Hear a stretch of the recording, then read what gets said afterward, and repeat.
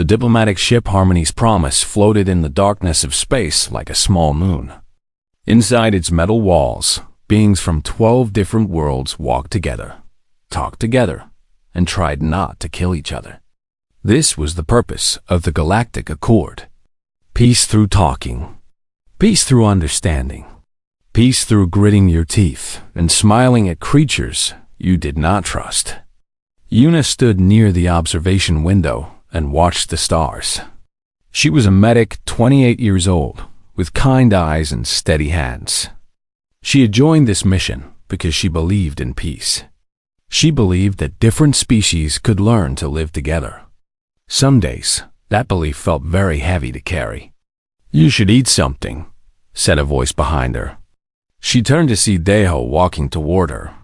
He was a security officer, tall and serious, with a face that rarely smiled. But his eyes were warm when he looked at her. They had known each other for 3 years now.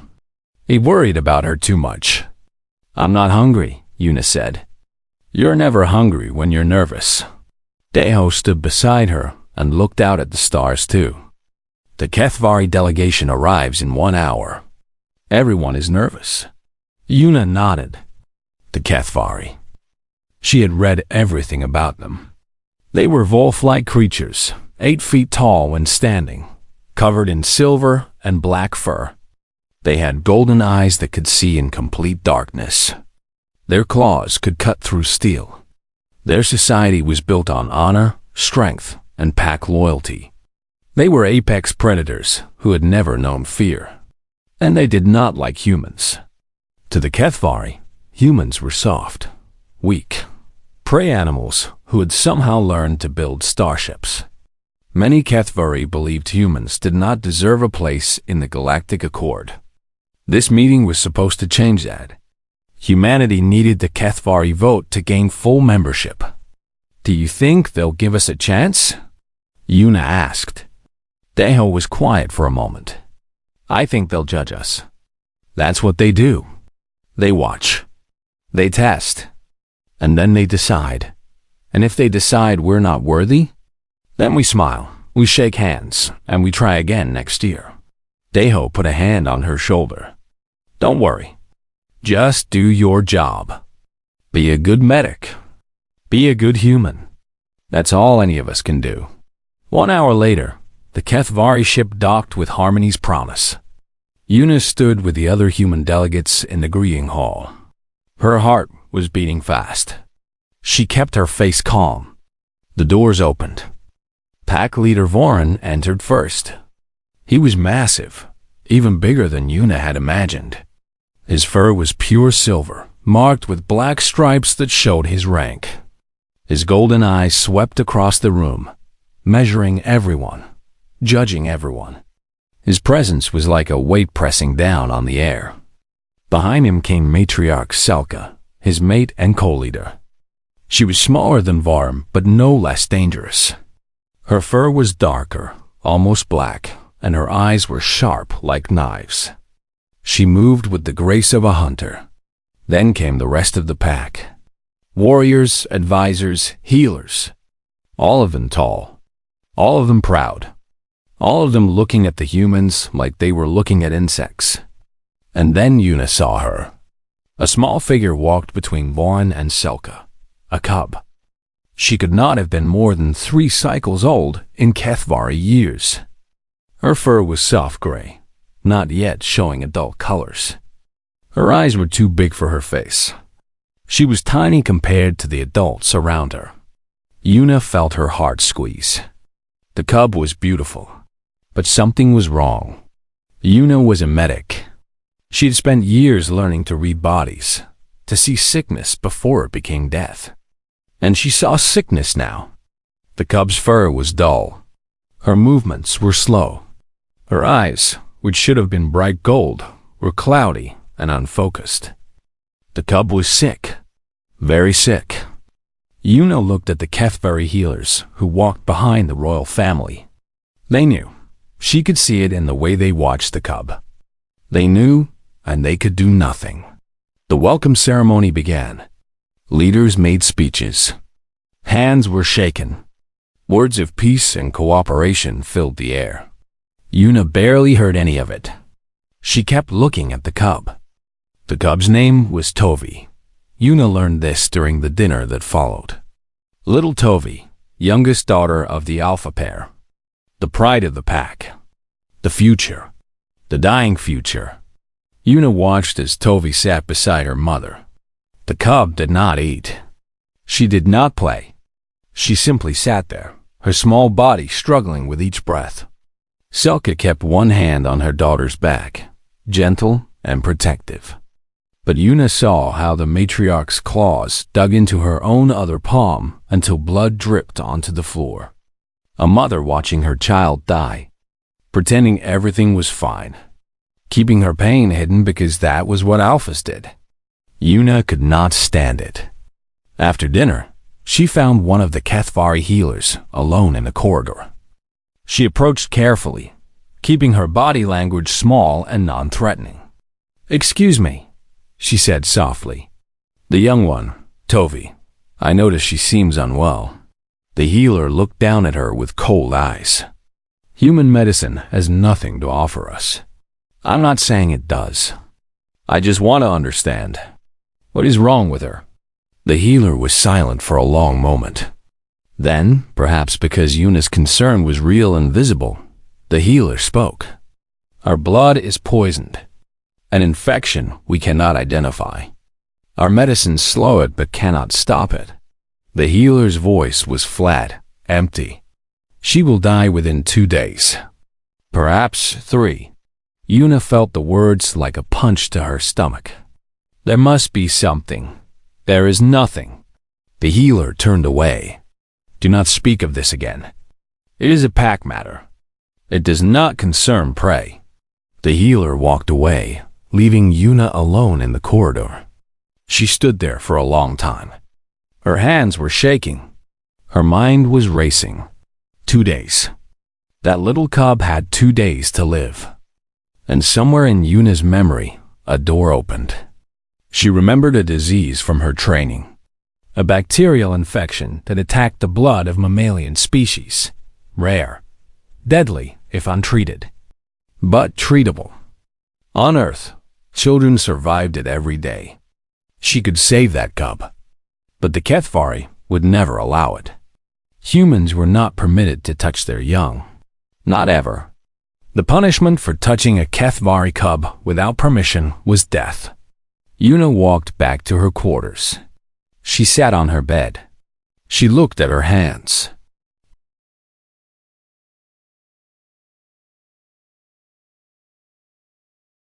Yuna did not sleep that night. She sat at her small desk with her computer open in front of her. The screen glowed blue in the darkness of her room. Her eyes hurt from reading. Her coffee had gone cold hours ago. But she did not stop. She pulled every file she could find about HFY biology. She studied their blood, their organs, their immune systems.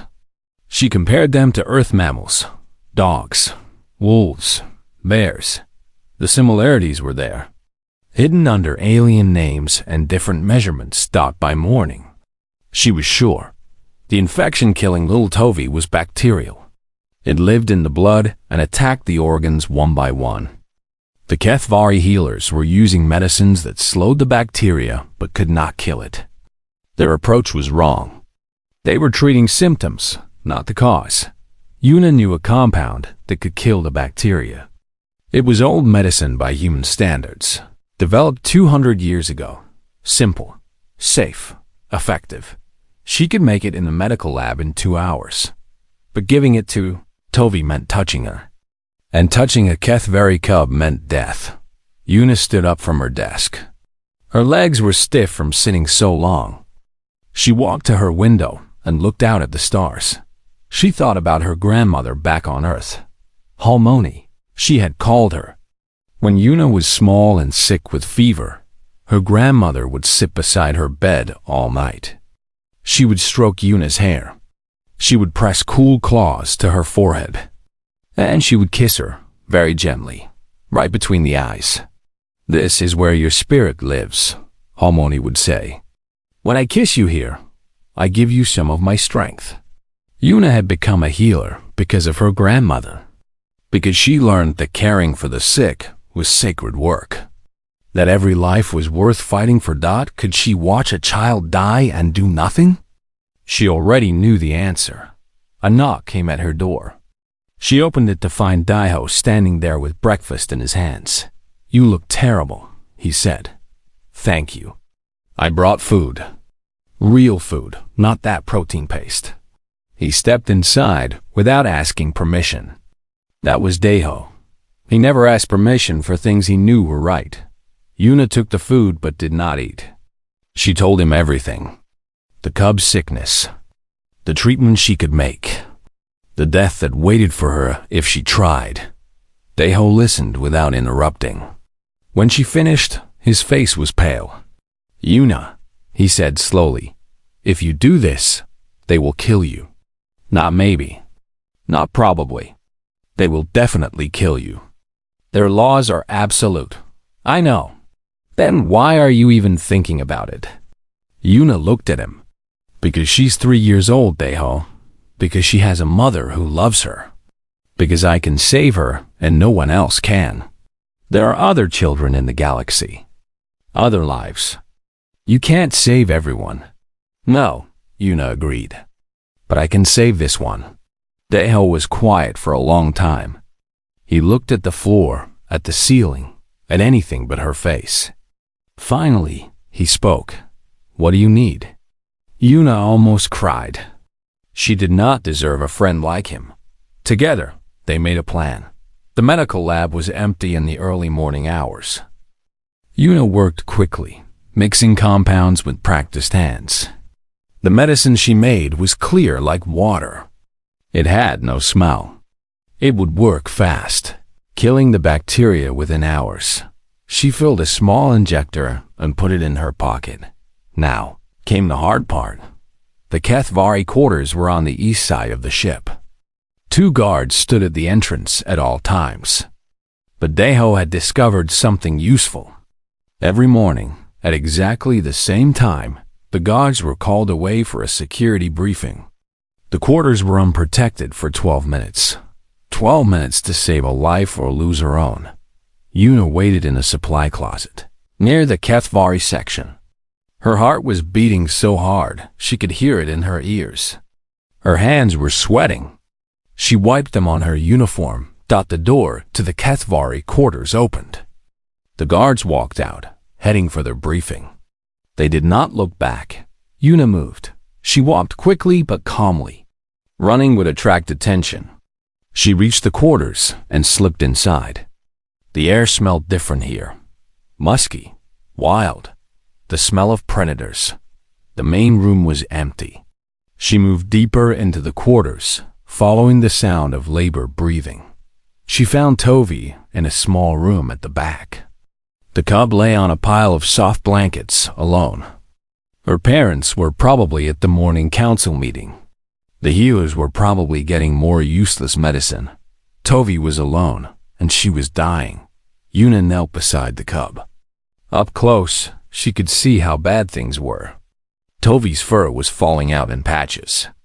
Her breathing was shallow and fast. Her small body was burning with fever. "Hello, little one," Yuna whispered. Tovi's cloudy eyes opened slightly. She looked at Yuna without fear. She was too sick to feel fear. Yuna took out the injector. Her hands were steady now. When it mattered, her hands were always steady. "This will hurt for just a moment," she said. "But then you'll start to feel better. I promise." She pressed the injector to Tovi's neck and released the medicine. Tovi made a small sound of pain. Then her eyes closed again. Yuna put the injector away. She should leave now. She should run back to her room and pretend none of this happened. But she could not make herself move. This little creature was so small, so helpless, so alone. Yuna reached out and stroked Tovi's fur. It was softer than she expected. "Like silk.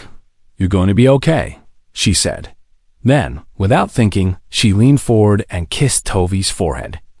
Just like her grandmother used to do. just like humans had done for their sick children for thousands of years.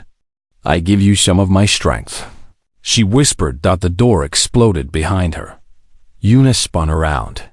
Pack leader Voran stood in the doorway. His silver fur was raised. His golden eyes were blazing with rage. His claws were out, each one as long as a knife. He had smelled her. Of course he had smelled her. Predators could smell prey from 100 meters away. How could she have been so stupid? Voran roared. The sound was so loud that Una's ears rang. The walls shook. Somewhere in the distance, alarms started screaming. Human! Voran's voice was like thunder. What have you done to my daughter? Una did not run. There was nowhere to run. She stood up slowly, keeping her body between Voran and Tovi. I saved her, she said. Her voice was calm. She was surprised by how calm she sounded. She was dying. I gave her medicine that will cure her infection. Lies. Voran stepped forward. The floor groaned under his weight. You have poisoned her. You have touched her. You will die for this. More Kethvari were appearing behind Voran. Warriors, healers, and Selka, the matriarch, pushing through the crowd with terror in her eyes. Una did not move. Check her temperature, she said. In 30 minutes, her fever will start to drop. In 2 hours, she will be awake and hungry. In 1 day, she will be playing like a healthy cubship. She looked directly into Voran's eyes. Prey looking at predator. Human looking at wolf. I knew you would kill me for this, she said. I did it anyway, because that's what humans do. We heal, we protect, even when it costs us everything.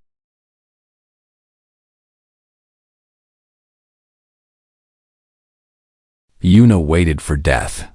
She could hear Voran's breathing above her, deep and heavy like a storm. She could feel the air move as his claws came down.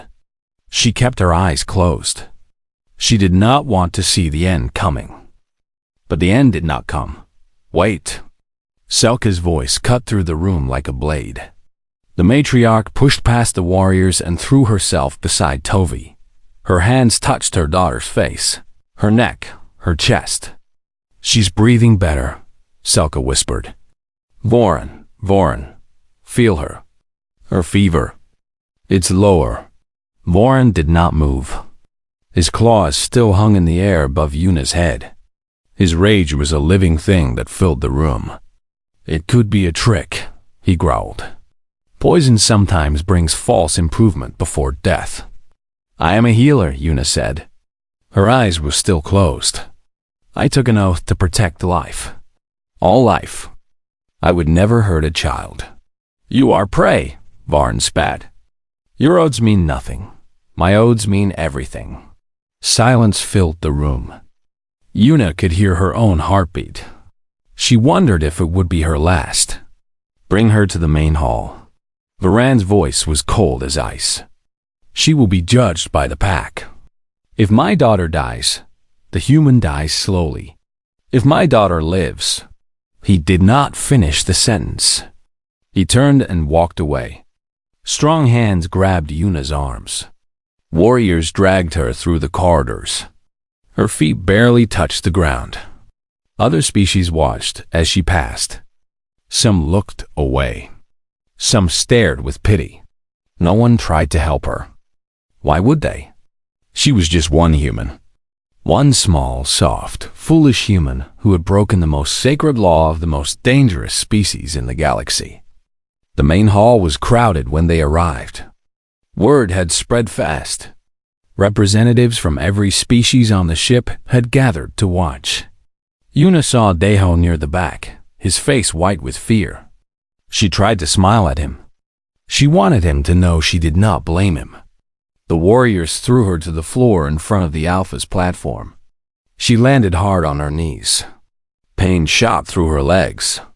She did not cry out. Voran stood above her on the platform. Selka was not with him. She was still with Tovi, watching over her daughter, hoping, praying Maybe, if Kethvari prayed. Human, Voron said. His voice echoed through the hall. You stand accused of crimes against the Kethvari pack. You entered our quarters without permission. You touched our sacred young. You put unknown substances into the body of my daughter. The crowd murmured. Yuna heard gasps, whispers, growls. Our law is clear, Voron continued. For touching a Kethvari cub, the punishment is death. For entering Alpha quarters without permission, the punishment is death. For threatening the life of an Alpha's child, the punishment is death by slow torture. He looked down at Yuna with eyes full of hate. You have earned 3 deaths, human. How do you answer? Yuna stood up slowly. Her knees were shaking, but she forced them to be still. She looked up at Voron without fear. I answer with the truth, she said. Her voice was quiet but clear. Every ear in the room heard her. Your daughter was dying. Your healers could not save her. I am a human medic. I recognize the infection that was killing her. It is a disease we have seen before in species similar to yours. We have medicine that cures it. She took a breath. I knew your laws. I knew I would die for breaking them. I broke them anyway, because your daughter is 3 years old. Because she has her whole life ahead of her. Because no child should die when medicine exists to save them. The crowd was silent. Even Voron was silent. I did not poison Tovi, Yuna said. I saved her. Watch her. Wait. In 2 hours, she will be awake. In 1 day, she will be healthy.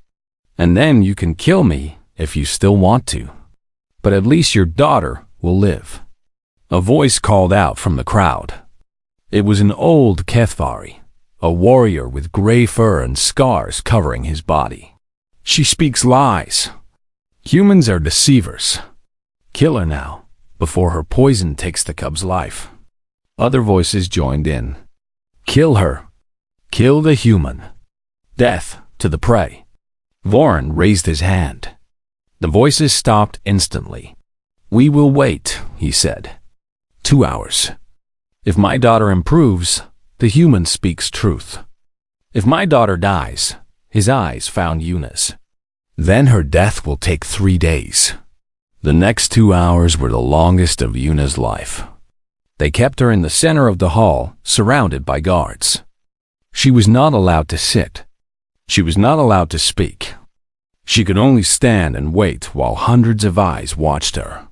She thought about her grandmother, about Earth, about the life she would never have now. She thought about the children she would never heal, the patients she would never save. But she also thought about Tovi, that little cub with the soft gray fur. If the medicine worked, Tovi would grow up. She would run and play and hunt. She would become strong. She would have children of her own someday. 1 life saved.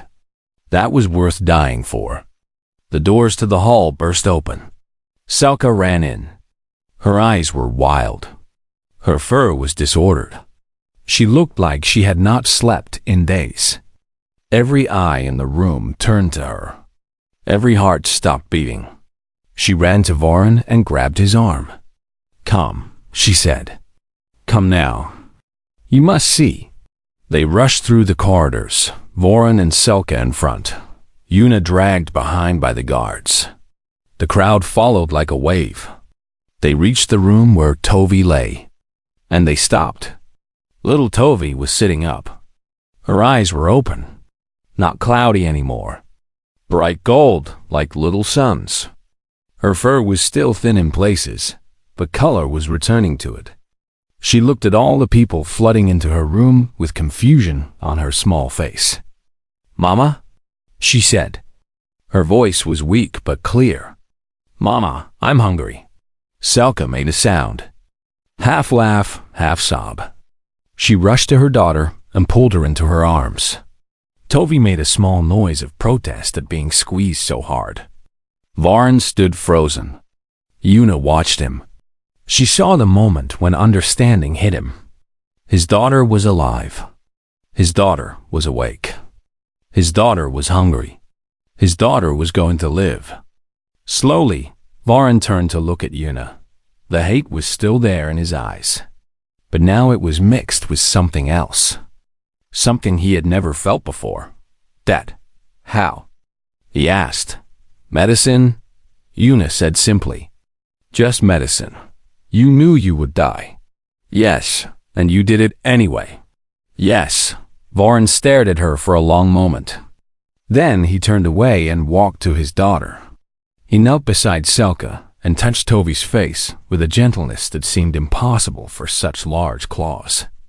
Tovi giggled and grabbed his finger. Papa, she said. Where did all these people come from? Varun did not answer. He was crying. Great tears rolled down his silver fur, and the most feared alpha in the galaxy was crying like a child himself. Yuna watched them. The family reunited. The child saved. She had done that.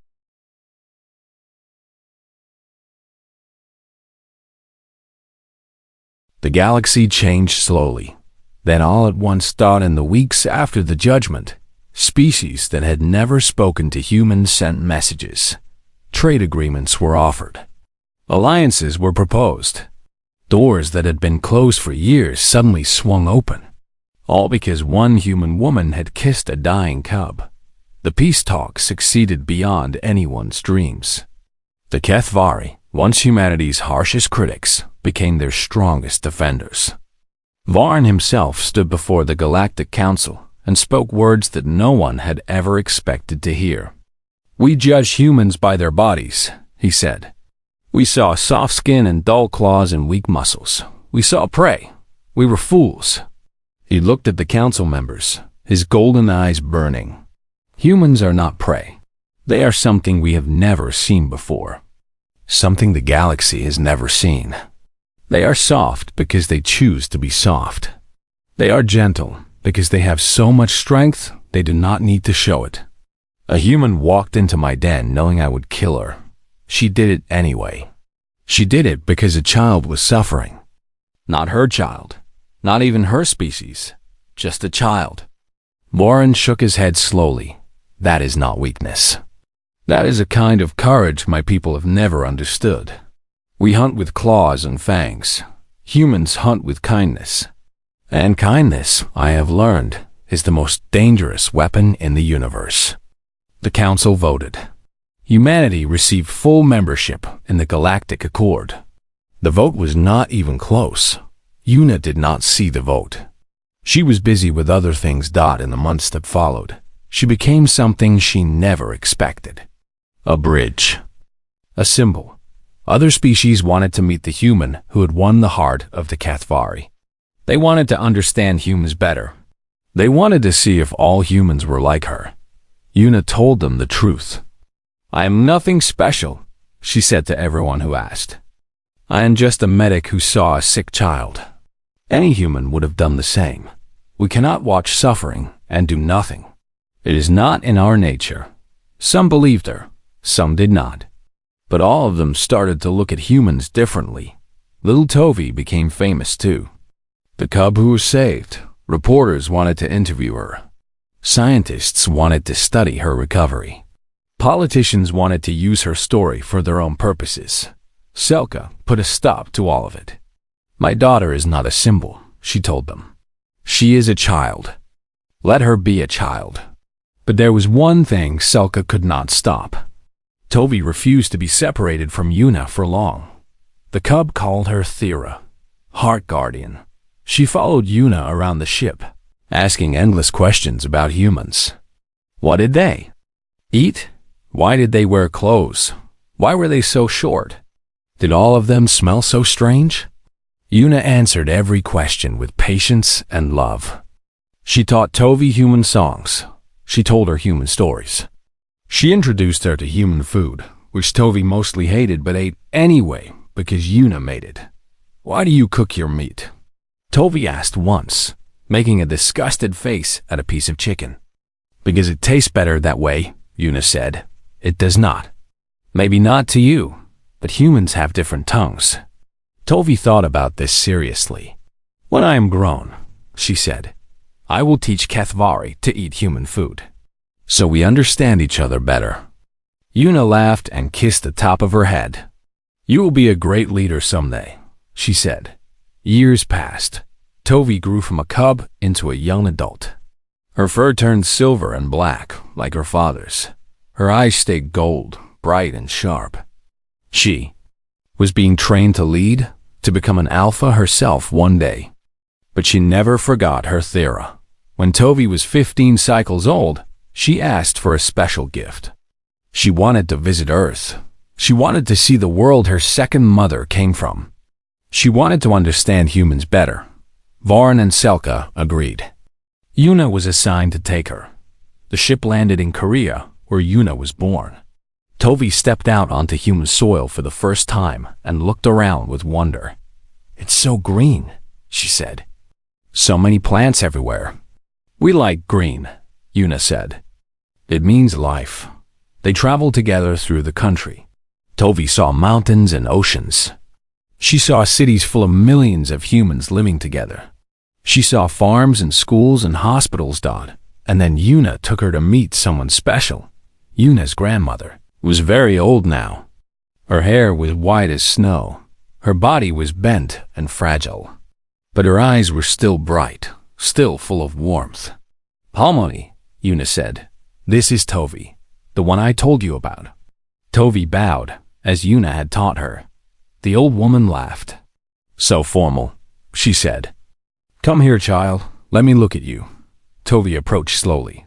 She had never been this close to an elderly human before. The old woman reached up and touched her face with wrinkled fingers. Beautiful, she said.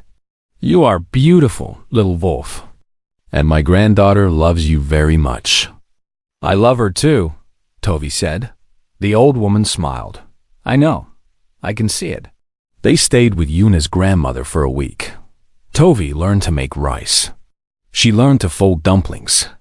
She tasted ice cream for the first time and decided it was the best thing humans had ever invented. On the last night, she sat with Yuna on the roof of the grandmother's house. The stars were different here than they were in space. Dimmer, hidden behind clouds and city lights, but still beautiful.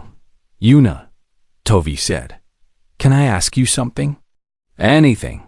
When you came to save me, when you were sure my father would kill you, you kissed my forehead. Why? Yuna was quiet for a moment. She thought about her grandmother, about all the nights she had been sick as a child, about the love that was passed down through generations in small, simple acts. My grandmother used to do that when I was sick, she finally said. She said a kiss on the forehead gives strength. It's a way of saying I love you without words. I did it without thinking. I just wanted you to feel loved, even for a moment. Tovi processed this.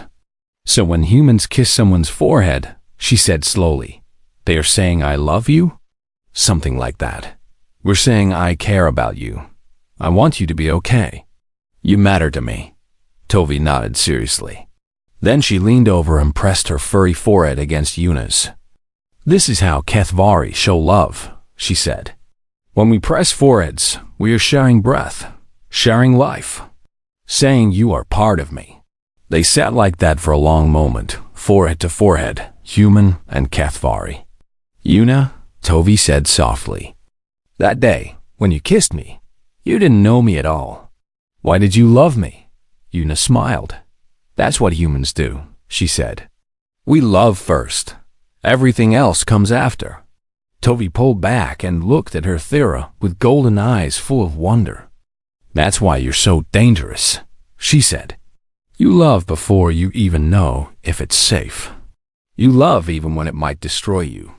Yes, that's terrifying. I know, Tovi laughed. The sound was bright and warm in the night air. The galaxy is not ready for humans, she said. But I think we need you anyway. We need to learn how to love like you do, how to be brave like you are. She looked up at the faint stars. When I am Alpha, she said, I will make sure my people remember. I will make sure they know what humans really are. Not prey, not soft, not weak. She looked at Yuna. Brave, kind, wonderful. Yuna took her hand. Her small human fingers wrapped around Tovi's large clawed ones. And we'll be here, she said. Whenever you need us, ready to help, ready to heal, ready to love. Above them, the stars turned slowly in the sky. Somewhere out there, 1,000 species were watching, waiting, wondering what humans would do.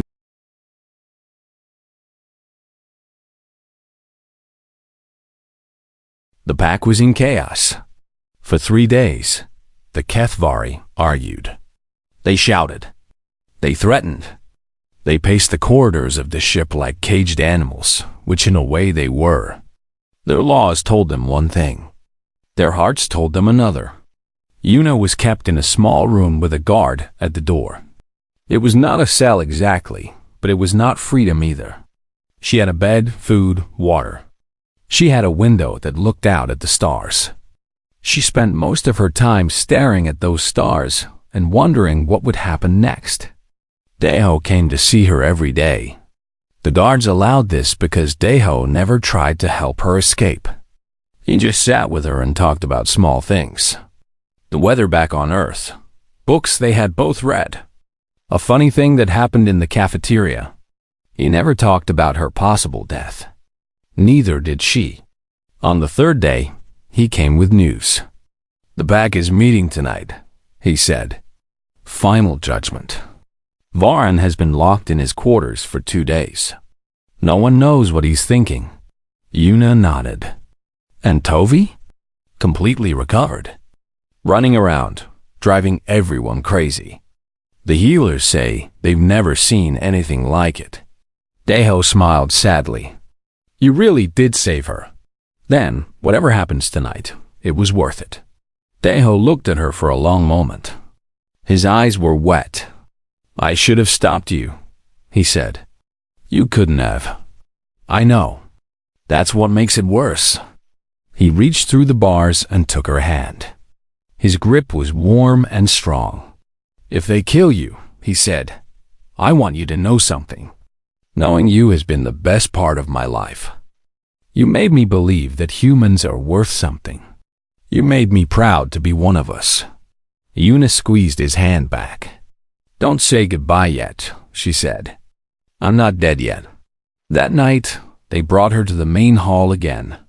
It was even more crowded than before. Word of what had happened had spread across the galaxy. Ships from other systems had arrived just to witness this moment. Reporters with cameras floated overhead, broadcasting everything to 1,000 worlds. A human had broken HFY law. A human had saved a HFY child. What would happen next? The galaxy wanted to know. Yuna walked into the hall with her head high. She would not show fear. She would not beg. Whatever death they chose for her, she would face it like a human, with dignity. Varan was already on the platform. Selka stood beside him. And between them, standing on her own feet for the first time in weeks, was little Tovi. The cub saw Yuna, and her face lit up. It's the nice lady, Tovi said loudly. The one who made me feel better. Selka put a hand on her daughter's shoulder, but did not silence her. Varan's face showed no expression at all. The hall fell silent as Yuna reached the center of the floor. She stopped and waited. Varan spoke. Human named Yuna, he said. His voice carried to every corner. You broke our sacred laws. You entered where no outsider may enter. You touched what no outsider may touch. By our laws, you should die. The crowd murmured. Yuna stayed silent. But you also did something no outsider has ever done, Varan continued. You saved my daughter's life. You knew the penalty for your actions. You acted anyway. You faced death to protect a child that was not yours from a species that despises you. He paused. I have searched our ancient texts for 3 days. I have read every law, every tradition, every story from our oldest history. And I found something. Something I had forgotten. Something my people have forgotten. He stepped down from the platform. Each step was slow and heavy. The crowd pulled back as he approached Yuna. She stood her ground. Voran stopped in front of her. He was so much bigger than her. His head was higher than two of her stacked together. His claws could tear her apart in seconds. And then he knelt. Gasps exploded through the hall. An alpha did not kneel. An alpha never knelt. It was the ultimate sign of submission, of respect, of debt. Voran, pack leader of the HFY, was kneeling before a human medic named Yuna. In the oldest days, Voran said, his voice rough with emotion, before we built ships and traveled between stars, we had a tradition. When a stranger saved the life of a pack member, that stranger became pack. Not by blood, by bond. A bond that could never be broken. He looked up at Yuna with golden eyes. This law is older than the laws you broke. Older than everything. And it cannot be ignored. Yuna of Earth, you saved my daughter. You risked your life for my blood. By the oldest law of my people, I name you HFY. The hall exploded with noise. Some cheered. Some protested. Some simply stared in disbelief. Voran was not finished. You are pack now, he said. My daughter's life is your gift. My claws are your shield. My pack is your family. Anyone who threatens you threatens me. Anyone who harms you faces the full anger of the HFY nation. He reached out with one massive hand and placed it on Yuna's shoulder. Gently. So gently. You are not prey anymore, Yuna. You never were. I was blind. My people were blind. You showed us the truth. Yuna did not know what to say. Her mouth opened, but no words came out. Tears were running down her face without her permission. Selka stepped down from the platform, carrying Tovi in her arms. She approached Yuna and stopped in front of her. Among our females, Selka said, there is a tradition. When one mother helps another, we give a gift. She reached up and removed a pendant from her own neck. It was a claw carved from crystal, hung on a chain of woven silver. This is a matriarch's claw. It has been in my family for 30 generations. I give it to you now. She placed the pendant around Yuna's neck. You are Tovi's second mother now, Selka said. Arthira, her heart guardian. She will know your name all her life. Her children will know your name. Her children's children will know. What you did will never be forgotten. Tovi reached out from her mother's arms toward Yuna. Up, the cub demanded. I want up. Yuna looked at Selka, who nodded.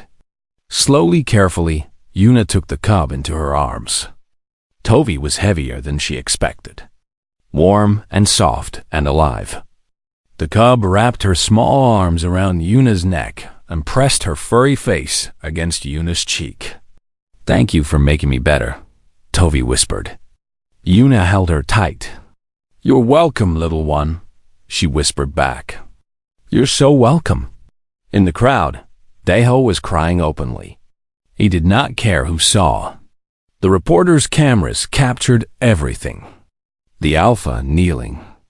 The pendant given. The human holding the cub. By morning, the images would reach